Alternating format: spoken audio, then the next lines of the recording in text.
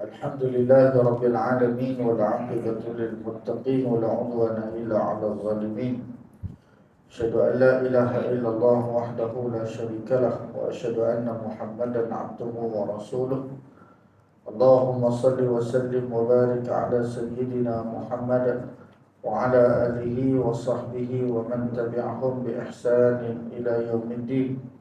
ربنا افتح بيننا وبين قومنا بالحق وأنت خير الفاتحين.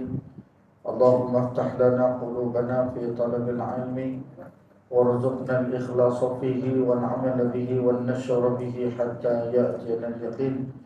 وصلى الله على سيدنا محمد والحمد لله رب العالمين. أما بعد. Alhamdulillah, kita panjatkan kesyukuran kepada Allah Subhanahu wa taala. Pada malam yang penuh dengan keberkatan ini, Allah berikan kepada kita kesempatan untuk sama-sama kita berada di dalam satu majlis yang mudah-mudahan majlis ini dikira sebagai taman-taman syurga Allah Subhanahu wa taala.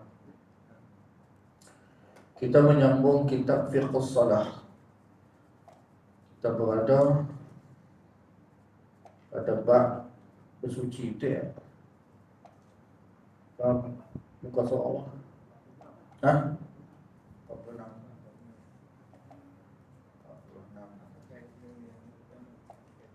Apakah ilmu yang utama berkaitan dengan ibadat sembahyang?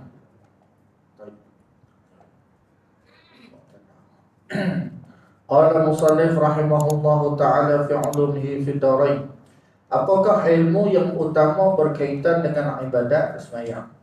Sebelum ni kita dah tengok dah bahasan berkenaan dengan nak sembahyang kena ada ilmu. Bila ada ilmu baru sembahyang tu jadi sempurna elok. Jadi ilmu apa yang berkaitan dengan ibadat sembahyang? Setiap orang yang mahu menunaikan sembahyang adalah berkewajipan mempelajari 4 ilmu yang telah menjadi fardu ain. Orang yang berkewajipan sembahyang siapa dia? Kita. Orang yang mukallaf. Bila sebut kata orang mukallaf, maka dia wajib belajar 4 ilmu yang menjadi fardu ain. Fardu ain, fardu ni dia ada 2, satu fardu ain, satu fardu kifayah. Fardu ain ni dia menjadi suatu kewajipan di atas setiap individu mukallaf. Satu lagi dia panggil fardu kifayah. Fardu kifayah ni kalau dah ramai dah ada, maka sebahagian tu sahaja menjadi orang panggil dia kena buat, yang lain dah tak apa dah. Itu kita panggil fardu kifayah.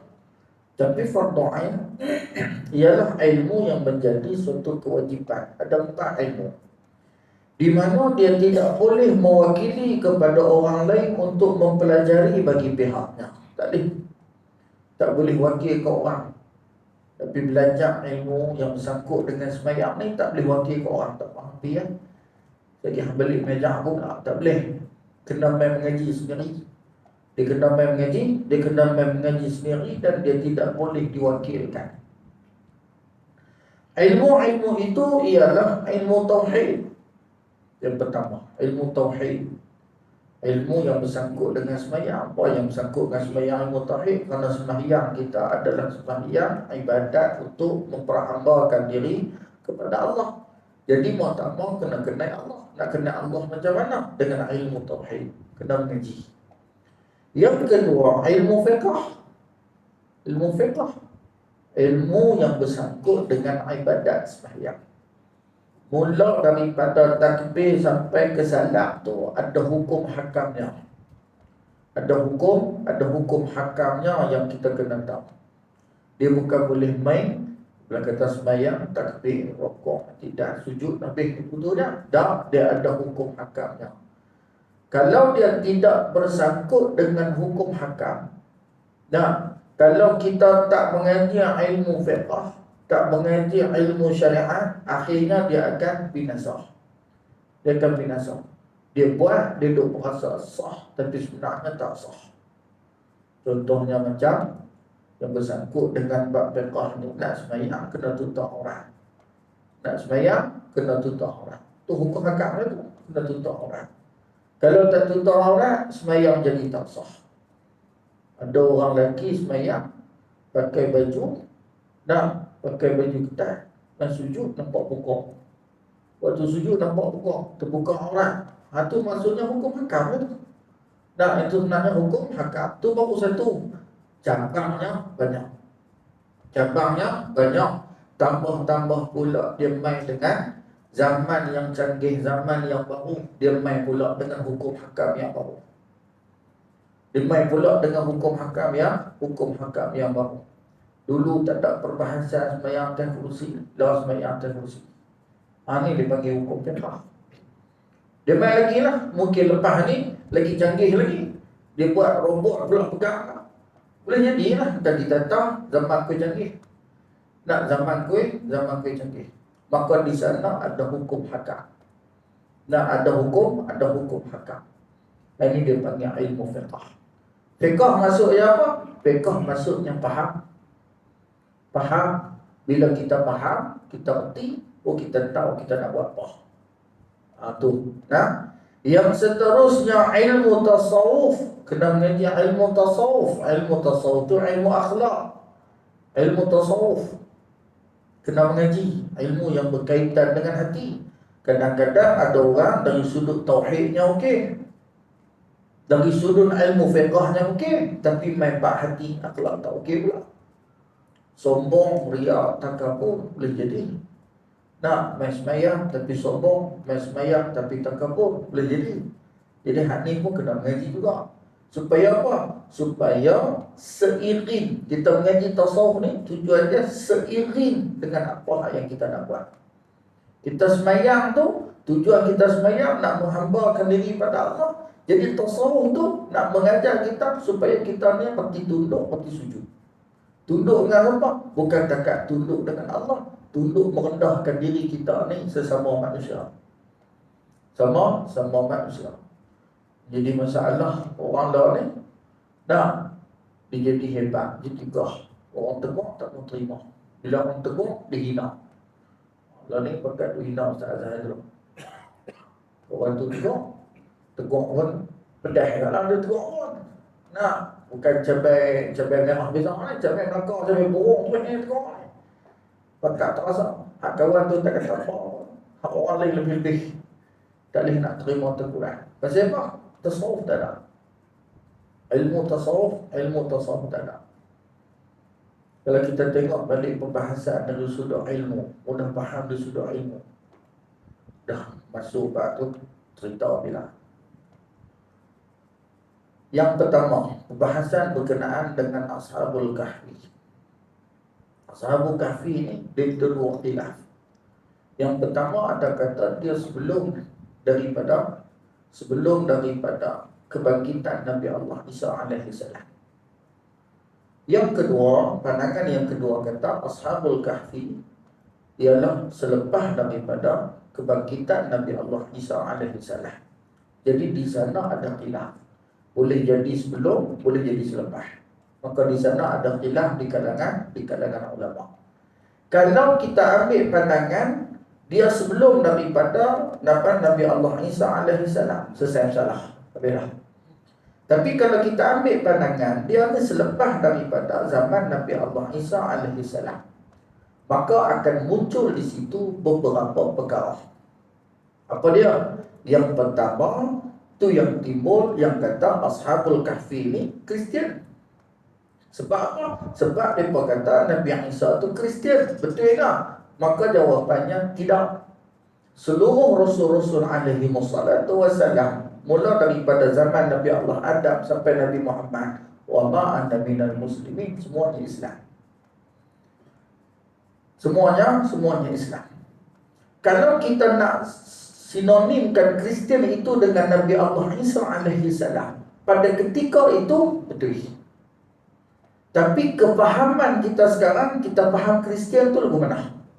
Jadi tak sesuai kita nak kata apa nama Ashabul Kahfi itu Kristian, tak sesuai. Sebab apa? Sebab my law ni tak sesuai.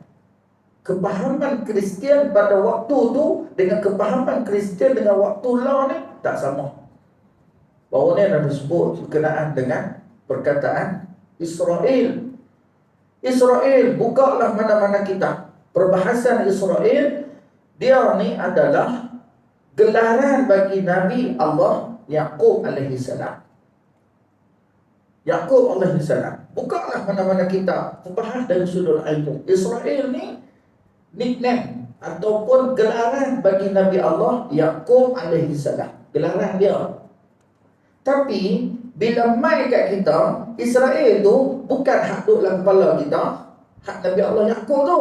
Israel hak duduk dalam kepala kita, hak lain tu.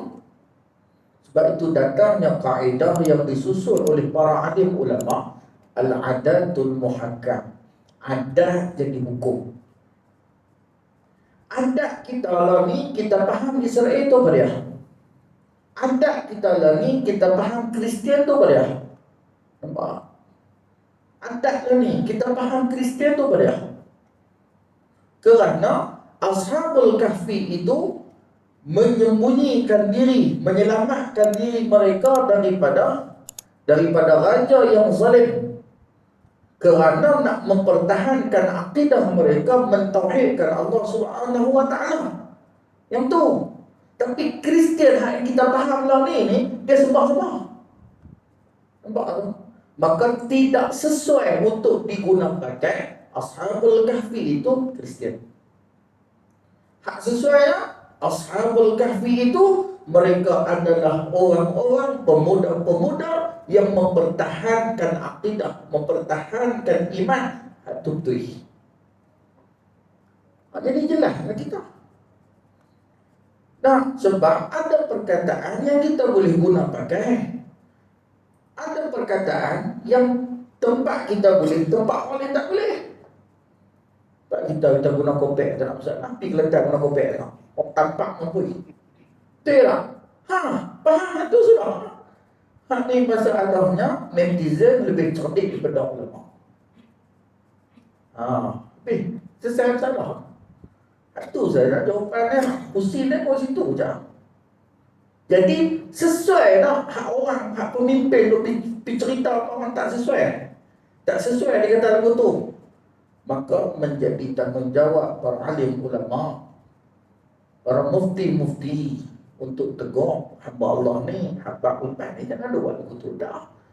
Semua pun hang cerita mengikut khilaf yang kedua mengatakan setelah Nabi Allah Isa alaihi salam. Jelas. Habis. Saya cakap tu dia kata pergi lagi saya dia hentam tu. Nah, baik, selesai. Baik. Jadi ilmu tasawuf kena mengerti. Ilmu tasawuf ni ilmu nak tundukkan diri bagi hati kita ni, ilmu hati nak membersihkan hati. Dan yang keempat ialah ilmu membaca Al-Quran, iaitu ilmu tajwid. Ilmu tajwid kena mengerti. Sebab ilmu ni ialah ilmu fardu ain. Ilmu tauhid, ilmu fiqh, ilmu tasawuf dan juga ilmu membaca Al-Quran. Ilmu-ilmu ini diwajibkan mempelajarinya kerana ia mempunyai kaitan rapat yang tidak boleh dipisahkan sama sekali dengan ibadat sembahyang. Tak boleh pisah. Ilmu tauhid bersangkut dengan sembahyang. Kalau kita sembahyang lebih tauhid selain daripada Allah, sembahyang jadi tak sah.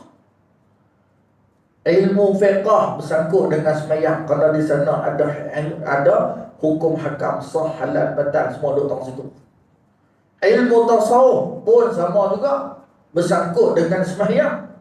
Kalau sembahyang kita elok tahu macam mana pun, tapi hati ada sifat riak, sifat takabur, Tuhan tak terima juga. Dan ilmu tajwid ni ialah ilmu nak membetul dan nak membenarkan apa yang kita baca. Ini yang kita baca dalam sembahyang, kerana dalam sembahyang ada rukun qauli. Di antara rukun qauli itu ialah Fatihah. Nak kena baca Fatihah bagi betul. Fatihah bagi betul. Kena tengok dari sudut hukum hakamnya, jangan sampai berubah makna. Iyyaka na'budu wa iyyaka nasta'in. Ya ada syadah, kena tekan. Iyyaka kena syadidkan tasydid. Iyyaka na'budu wa iyyaka nasta'in. Tak nak baca iyyaka na'budu wa iyyaka nasta'in. Tajwid salah, makna pun lari, maka batal sembahyang. Jadi nak kena tengok itu. Baik. Dengan ilmu tauhid, seseorang dapat ma'rifatullah, dia kenal Allah. Dia benar-benar mengenali Allah yang disembah dalam sembahyangnya. Justru itu dia menunaikan sembahyangnya dengan penuh cinta kasih, penuh reda dan betapa nikmat sekali. Dia buat amal ibadat ni dengan nikmat. Kenapa? Kerana dia yakin dengan Allah Subhanahu wa taala. Batu tujuan mengaji ilmu, tujuan mengaji ilmu tauhid. Lah ni ilmu tauhid menjadi salah satu ilmu yang cukup penting. Kerana hak ni lah yang duk jadi cakok kita. Apa saja ibadat yang kita buat semua kena cakok dengan akidah. Kalau tak cakok dengan akidah, habis. Jadi kalau ada orang kata politik cakok dengan akidah, ya. Politik mesti cakok dengan akidah. Kalau tak cakok dengan akidah, rosak. Sosial, ekonomi mesti cakok dengan akidah. Kalau tak cakok dengan akidah, habis. Jadi akidah tu mesti tu. Sebab tu akidah mesti benda utama yang kita kena mengaji. Kena ada dalam sebulan kita, sehari kita mengaji akidah. Yang duk ajak kita. Nah, elok dah ulama-ulama kita susun dah, supaya kita tidak terjebak dengan pahaman-pahaman yang tidak sepatutnya. Lah ni macam-macam pahaman dia main. Dalam kitab akidah yang kita duk baca tu, nah, dalam kitab akidah yang kita duk baca tu, tak ada pahaman hak ada ni. Tak ada. Kita duk baca kitab apa dalam kitab tauhid, kata Qadariyah, Jabariyah, Mu'tazilah sesat. Lah ni payah kita nak jumpa. Hak kita jumpa apa dah? Hak kita jumpa sekolah liberal. Hak ni kita duk jumpa. Hak ni pun nak kena mengaji, supaya kita tahu, supaya kita tidak terjebak. Mereka menggunakan kalimah Islam juga, tapi menggunakan kalimah Islam untuk merosakkan kita. Dia guna kalimah Islam. Islam sekular, Islam liberal. Islam, tapi Islam sekular, Islam liberal. Ni yang jadi, dia nak selindungkan kita. Hari ni orang nampak dah apa yang dibuat oleh Erdogan. Erdogan cakap berapi, pam pasal Palestin dan sebagainya. Tapi minyak duk selalu ke Israel. Erdogan tu, ni dia panggil Islam liberal, Islam sekular. Islam. Kita pun duk merasa hebat lah Erdogan. Dia kita duk cakap pam, rupanya bocor. Dah, hanya pam depan ayat. Belakang ayat, tolong hantar minyak. Cuba kalau dia tak hantar minyak, sekat minyak. Lengkuk bang Israel. Ni nak kena jelas. Ni kata politik sangkut dengan akidah. Tiba-tiba ada orang duk main ajak kita, politik tak sangkut dengan akidah. Politik ni. Dah, semuanya bersangkut dengan akidah. Baik. Malahan dia merasa tidak cukup dengan sembahyang fardu sahaja, lalu dia menambahkan lagi dengan mengerjakan sembahyang sunat. Bila dia rasa kasih, rasa sayang, dia buat dengan penuh rela, dengan nikmat, maka dia rasa yang fardu ni tak cukup. Dia akan tambah sebab apa? Sebab nak bertemu dengan Tuhan, nak bertemu dengan Allah.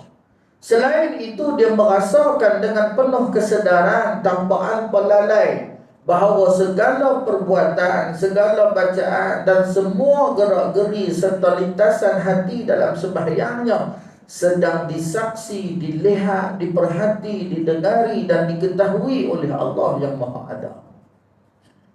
Bila dia berasa, dia mengaji tauhid, dia berasa Allah Ta'ala tu ada, maka dia akan merasa dengan penuh kesedaran. Dia akan baca sungguh-sungguh sebab dia sedang bercakap dengan Allah. Dia akan baca sungguh-sungguh, gerak-geri dia akan jaga sungguh-sungguh. Ni, gerak-geri, goyang sana, goyang sini pun ada. Goyang kok ni, pikuk ni. Apa yang dia buat sehingga akan hati dia pun, apa yang dalam hati dia pun, dia akan memfokuskan kepada sembahyang. Sebab Dia nak tujukan kepada Allah Subhanahu wa taala. Hak ni payahlah nak dapat.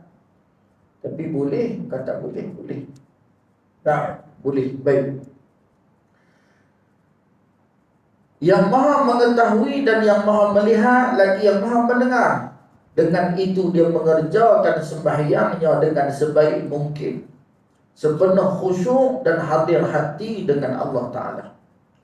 Adapun orang yang kurang makrifatnya, tak kenal Allah, maka dia hanya bersembahyang pada zahirnya sahaja. Zahir nampak dia sembahyang, tapi pada hakikat batinnya dia sedang bermain wayang dengan Allah. Kalau dia tak kenal Allah, kenal Allah ni, tahap kita ni memadai dengan kita kenal Allah pada 4 terah utama pada akidah. 4 terah utama. Kalau kita mengaji wujud lidah bakok tu masuk dalam lagi. Tapi memadai bagi kita, kita kenal Allah dengan 4 terah utama. Apa dia? Yang pertama, kita yakin bahawa Allah Ta'ala tu ada. Itu nombor 1. Yakin sungguh-sungguh Allah Ta'ala tu ada. Pernah tengok Allah? Tak pernah. Hanya yakin ada. Kalau hanya yakin Allah Ta'ala ada, mesti boleh tunjuk Allah. Tak, aku tak boleh tunjuk Allah, tapi aku yakin Allah Ta'ala ada. Itu maksud yakin. Mana kita yakin hantu, kita hidup 60 tahun dah, 70 tahun dah dengan hantu tak nak tengok. Tapi bila cerita hantu, dia boleh mesti. Padahal hantu tak pernah tengok pun. Hantu dah tengok, tak pernah. Tapi yakin hantu, yakin. Yakin Allah Ta'ala ada. Nombor 1. Nombor 2, ni terah nombor 2, Allah Ta'ala tidak sama seperti mana makhluk. Main pilah pahaman apa pun duk main cerita kat kita, kata Allah Ta'ala ni, lagu Allah Ta'ala ada tangan dan kaki, duk di atas, duk di bawah, duk di langit, apa semua. Tolak. Pasal apa? Kerana Allah Ta'ala tak sama seperti mana makhluk. Ini terah nombor 2. Allah Ta'ala tidak sama seperti mana makhluk. Allah Ta'ala duduk di langit. Kalau duduk di langit tu makhluk lah. Nak pasal duduk gua nak. Duduk lagu ni. Duduk lagu ni nampak sangat makhluk. Kami tak boleh terima. Ini terah nombor 2. Nombor 3. Terah nombor 3. Segala sifat kesempurnaan layak bagi Allah. Apa saja sifat hak sempurna, semua layak bagi Allah. Cerdik, pandai, bijak, cantik. Orang kata nama elok, semua ada pada Allah Subhanahu wa taala. Tapi cerdik, pandai, bijak, cantik tidak sama seperti mana makhluk. Pasal hak nombor 2 tadi. Kita kata Allah Ta'ala bijak, Allah Ta'ala ni maha bijak. Kita tak boleh kata Allah Ta'ala bijak dia tu sama macam orang lulus SPM 9A. Tak boleh. Tu makhluk. Allah Ta'ala bijak Allah tak sama seperti mana makhluk. Sesat takat tu sudah. Kalau kita tak arti nak bahas, takat tu. Allah Ta'ala bijak, tapi bijak Allah tidak sama seperti mana makhluk. Berkuasa. Kita pun ada kuasa, tapi Allah Ta'ala pun ada kuasa. Kuasa Allah melebihi daripada kita. Sebab apa? Sebab kuasa Allah tidak sama seperti mana kuasa makhluk. Kuasa Allah tidak sama seperti mana makhluk. Dan yang keempat, segala sifat kekurangan tidak layak bagi Allah. Cukup terah tu. Apa saja sifat kekurangan, bodoh, bodoh, jahil, hodoh, hak ni semua tak layak bagi Allah. Selesai. Kita boleh pasak betul-betul 4 ni, selamat. Lepas pada tu yang kita nak bagi tambah lagi, bagi bunga lagi pada hak yang 4 ni pada kita mengaji sifat 20. Wujud, tidak, baqa, mukhalafatuhu lil hawadith, qiyamuhu bi nafsil wahdaniyah, qudrah, iradah, ilmu, hayyu, sampai habis. Hak tu dia masuk dalam. Hak tu dia masuk dalam lagi. Hak tu yang kita nak kena jumpa zat, sifat, macam-macam lah, takluk, tak takluk, semua tu banyak. Itu kena buka kitab tauhid. Kena buka kitab tauhid. Walaupun kita tak berapa nak perasan dah Qadariyah, Jabariyah, Mu'tazilah dan sebagainya di zaman kita, tetap kena mengaji. Kenapa? Kerana pahaman sekular liberal semua ni, semua main daripada kat sini. Qadariyah, Jabariyah, Mu'tazilah, main kat sini semua. Bila kita kenal hak ni semua, tak ada masalah. Mai bila pahaman sekular kan, liberal kan, mai bubuh bila nama apa pun, kita tahu lah. Itu cara kita nak kenal Allah Subhanahu Wa Taala. Cukup 4. Terah untuk kita beriman dengan Allah Subhanahu Wa Taala. Mai bila pahaman apa pun bercanggah dengan 4 ni, tolak. Tak diterima pasal bercanggah dengan 4 ni. Tapi kalau duduk betul dengan 4 ni, tak ada masalah. Nah, main pahaman duduk kata Allah Ta'ala duduk di langit. Apa dalil hang kata? Ha, tu main dalil Quran tu. Ar-Rahman al-Arsh istawa. Allah Ta'ala duduk di langit. Istawa. Fis sama, Allah Ta'ala duduk lagi. Tak boleh terima pakai. Atas, bawah, kiri, kanan, depan, belakang, itu sifat makhluk. Kenapa? Kerana perlu ada benda baru boleh ada atas, bawah, kiri, kanan, depan, belakang. Kalau tak ada benda, tak boleh. Atas bawah. Atas bawah. Bawah, bawah. Bila ada benda ni apa botol. Bila tak ni, kita boleh kata botol atas ni je. Nampak? Pergi ambil botol ni, kita di bawah. Boleh kata bawah. Sebab ada benda. Tuhan tu benar lah. Tuhan bukan benar. Sebab tu Tok Haji Saleh cukup tekan benda tu. Jangan duk pergi kata Allah Ta'ala tu makhluk macam benda. Kata Allah Ta'ala duk atas. Bila atas mana? Atas ni atas. Atas ni atas. Lah ni atas ni yang ni. Aku buat duduk menerak tengok atas yang mana ni. Bila kita menerak tu orang begini ni. Tidur bukan menerak. Bila kita tidur, hak atas ni, dia tak di atas lah, dia di depan. Dia ni kanan belah mana? Kanan belah ni. Hak tu depan ni kita Ustaz, kanan belah sana. Pasal duduk tu. Tu jenuh tekak kita mana betul kanan. Ni kanan belah ni. Pusing kanan belah mana? Mana belah ni? Lah ni kanan hak mana? Hak ni ke hak ni? Tak tahu. Kerana nak boleh atas, bawah, kiri, kanan, depan, belakang, semua bersangkut dengan benda. Kalau tak ada benda, tak akan jadi atas, bawah. Tak akan jadi atas, bawah. Itu berkenaan dengan akidah. Baik. Dengan ilmu fiqah, tadi ilmu tauhid, ilmu fiqah pula. Dengan ilmu fiqah, seseorang dapat mengetahui hukum hakam yang berkaitan dengan ibadat sembahyang. Nak tahu hukum hakam ibadat sembahyang, sah batal, wajib tak wajib, harum sunat makruh, mai tak mana ni daripada fiqah. Supaya kita tahu. Bila kita mengaji fiqah, baru kita tahu, rupanya waktu ni tak boleh sembahyang. Waktu apa? Waktu lepas asar. Kita dah sembahyang asar, dah berdasar tak boleh sembahyang. Melainkan sembahyang yang ada sebab. Kena mengaji itu maksudnya bersangkut supaya kita tidak melakukan perbuatan itu kita duk berasa boleh, rupanya tak boleh.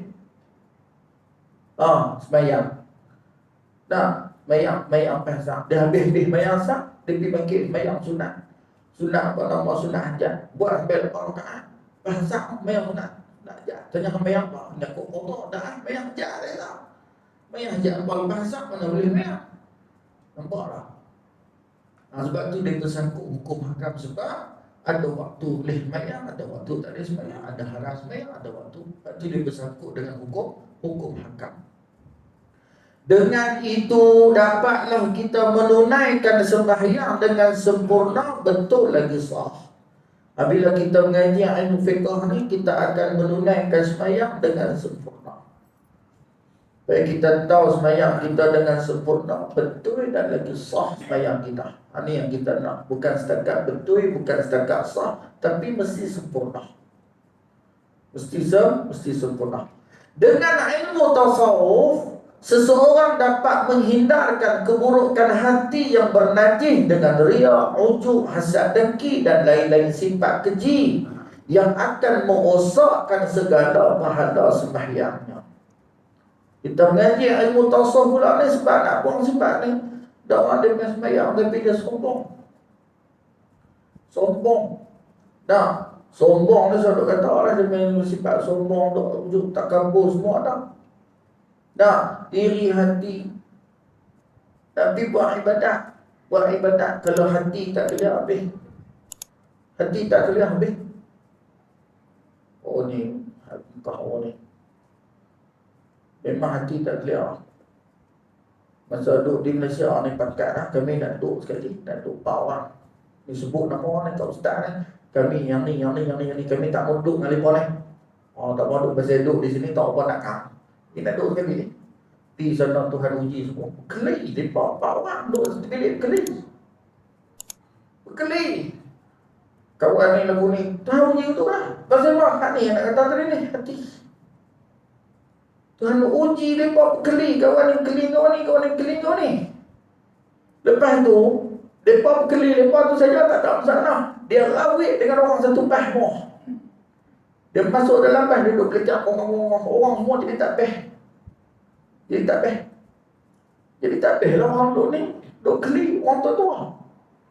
Dan kali nak jadi cerita dah sampai kat telinga anak.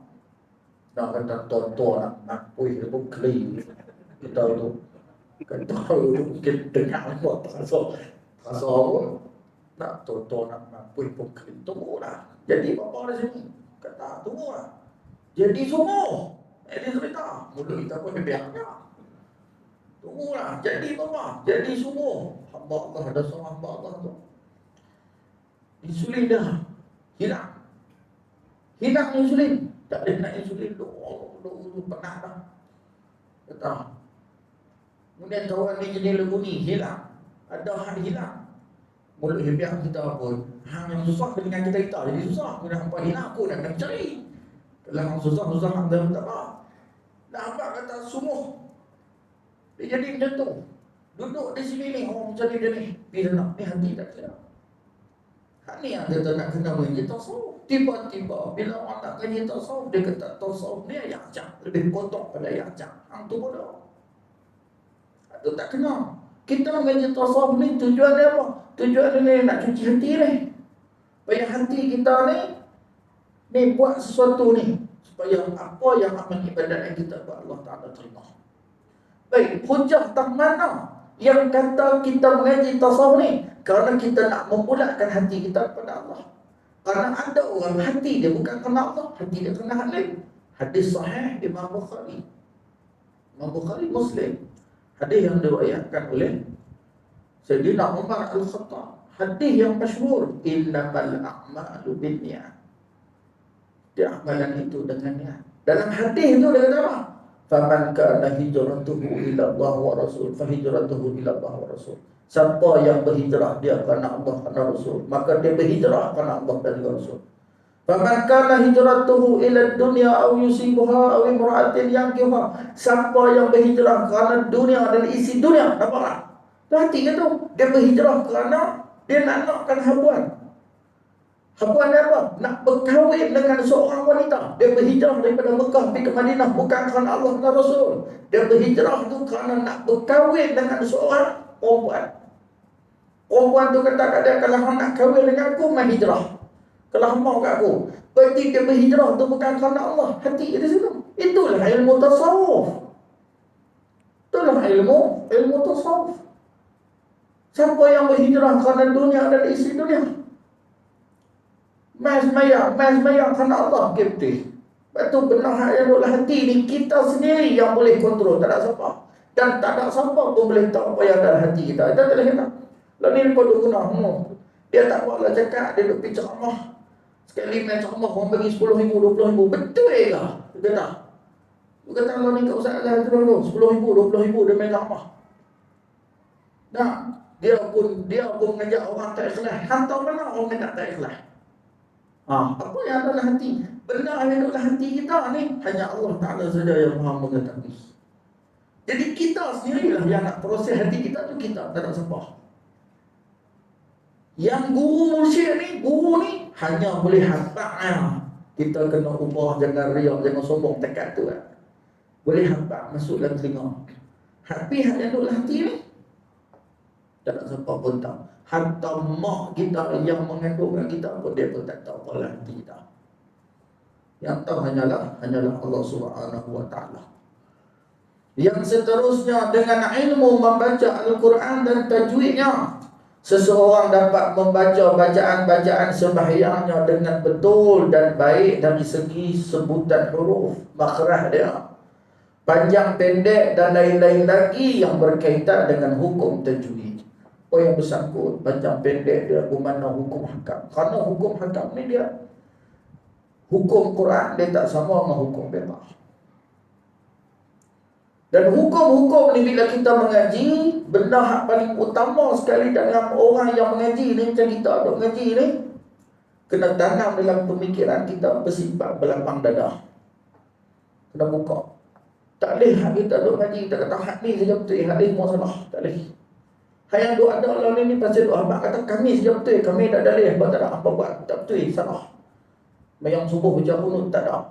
Hak betulnya tak ada kunut. Kalau kunut kena belapang dada. Al-Imam Qurtubi, seorang imam yang cukup hebat dalam ilmu tafsir, ilmu fiqh.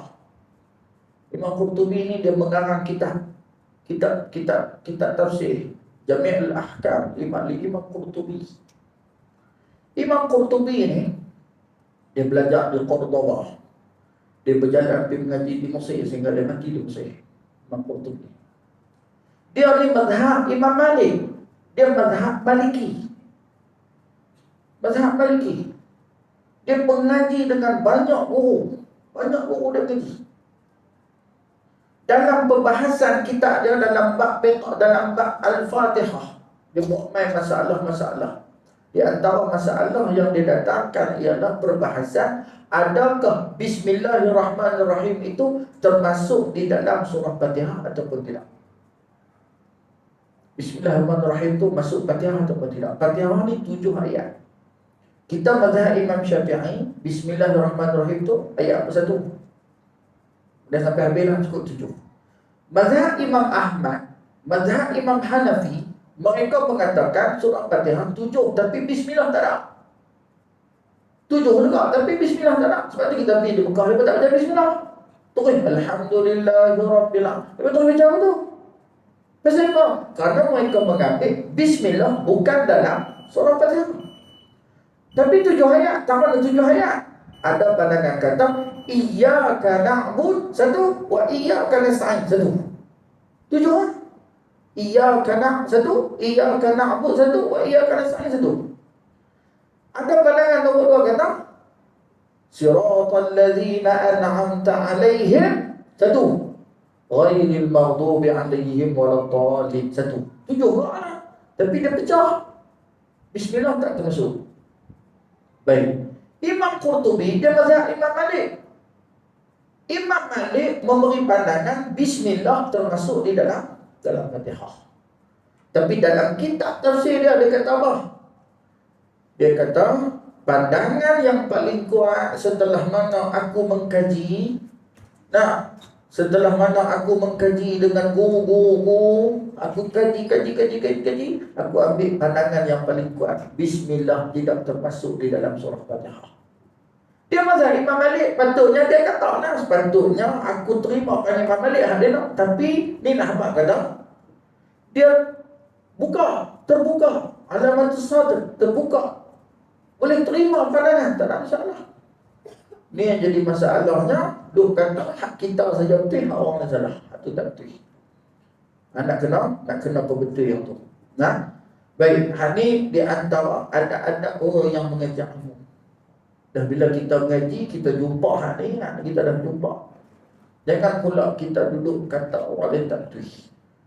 Melainkan memang dia tak betul dari sudut ilmu tu memang tak betul lah. Aku tak boleh kata tak betul.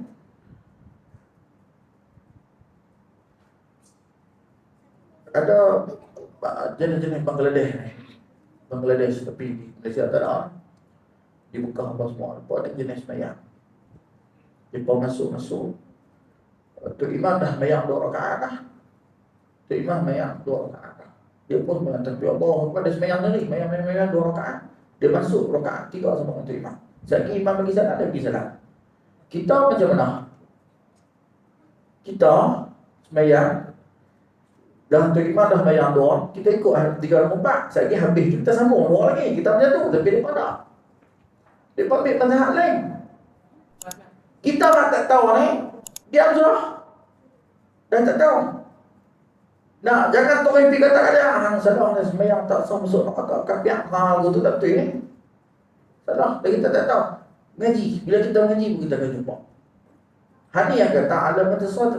Melainkan benda tu memang kita tahu dah. Tak betul yang dia buat ni. Memang tak betul. Contoh dengan Quran, contoh dengan sunnah Nabi SAW. Wahai kita duk ngaji ni tak jumpa. Barulah kita boleh kata yang tu adalah tidak betul dan tidak benar. Bukannya mudah untuk kita nak menghukum sesuatu. Bukan. Payah. Melainkan kita kena kaji dulu. Sebab dia ada pandangan kawan ni kata macam ni, kawan ni kata macam ni, kawan ni kata macam ni. Baik. Ilmu yang menjadi pelengkap kepada ibadat sembahyang. Tadi dia kata ilmu yang berkait dengan ibadat sembahyang. Hak ni kena mengaji. Yang ni nak bagi lengkap lagi ibadat sembahyang. Iaitu ilmu bahasa Arab. Adalah menjadi pelengkap dan penyempurna kepada ibadat sembahyang. Kita mengaji ilmu bahasa Arab. Tujuan dia apa? Nak bagi lengkap lagi. Bila kita sembahyang, kita duk baca bahasa Arab. Kita tahu, oh tang sini fi'il madhi, pasal Allah Ta'ala guna fi'il madhi, pasal Allah Ta'ala guna fi'il mudhari'. Baru kita jumpa ada isim, ada fi'il, ada huruf. Dan ada isim, ada fi'il, ada huruf. Kita mengaji bahasa Arab. Dia ada mubtada' khabar. Hak dipayah lagi lah. Tara mengaji ilmu akidah, tauhid, fiqh pun pening bala dah. Nak mengaji urut di CPM pula dah. Lagi pening bala. Tapi tak ada masalah. Kita mengaji boleh. Kata umur tua-tua tak ada masalah. Kita mengaji hanya sekadar dasar pakat tahu mengira. Takat-takat. Hak takat kita. Supaya kita boleh tahu oh, sebenarnya alham tu makna apa.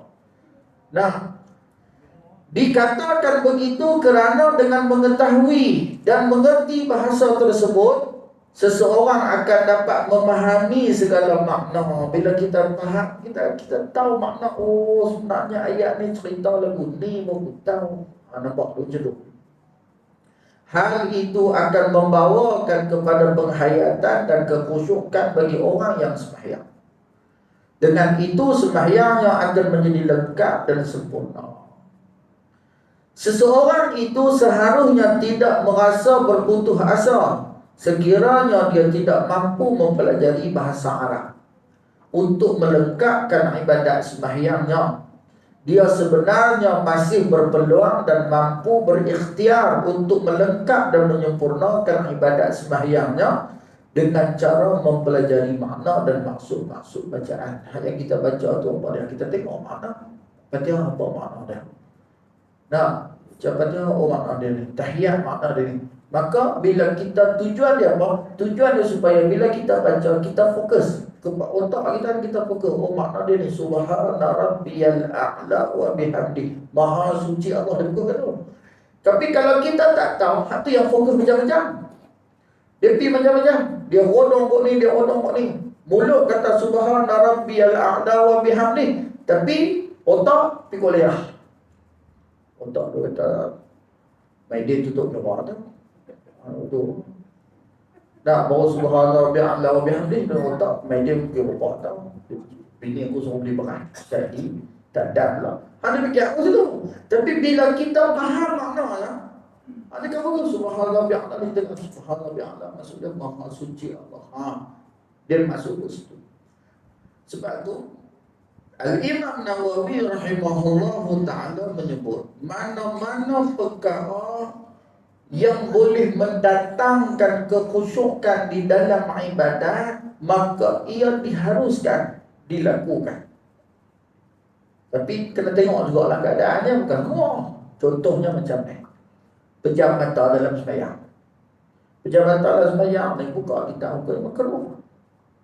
Terus sembahyang baca pejam mata bismillahirrahmanirrahim, alhamdulillah bil alamin. Pejam mata pasal nak ni, pejam mata pasal tak mau ganggu. Tapi disebabkan dia pejam mata tu boleh datangkan khusyuk, maka hukum dia haram. Imam Nawawi kata pejam mata tu sebab nak bagi ni.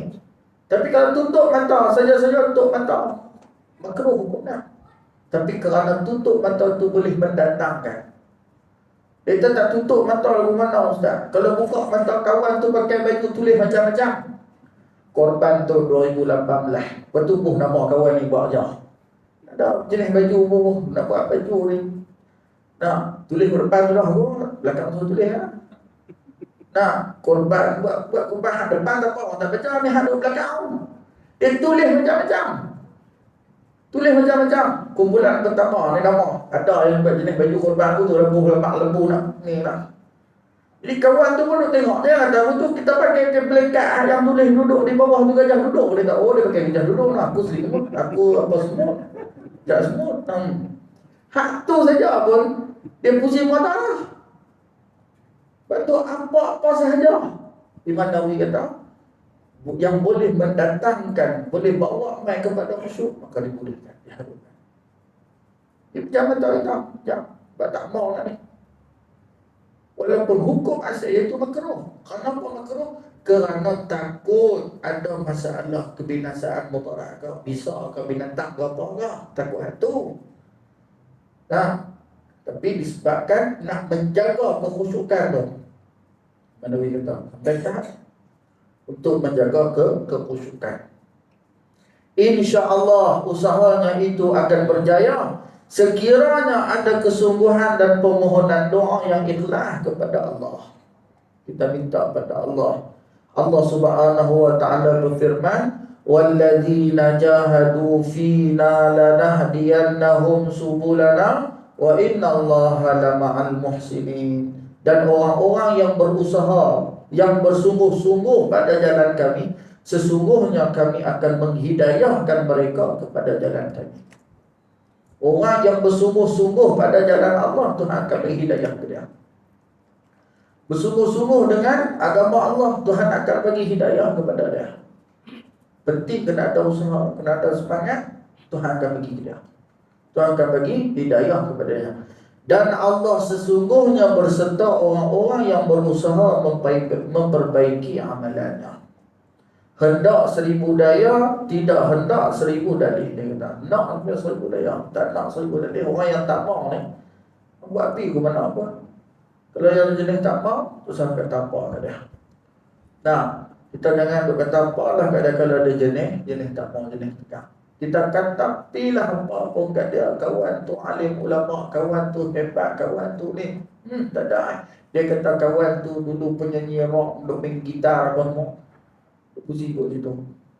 Padahal kerana keilmuan dia, orang tertarik dengan nak mengaji ilmu dan sebagainya. Nah, kemudian dia pusing pula nak mengaji apa dengan dia. Dia ni suka duk mencarut, suka duk kata kau orang bodoh. Lah, hang terasa lah. Pasal dia ni suka duk kata kau orang bodoh. Sikit-sikit bodoh, sikit-sikit bodoh, sikit-sikit bodoh. Kata orang bodoh. Bodoh ni pun macam-macam jenis. Nah, ada ayat bodoh, tapi bodoh tu nama bodoh tu elok. Kita lah macam kita lah. Apa saja semua binatang. Apa saja semua binatang. Anak orang kan nak binatang, nak tahu. Semua binatang. Nak kita katakan lah. Dah. Tapi bahasa kita. Lepas tu kena.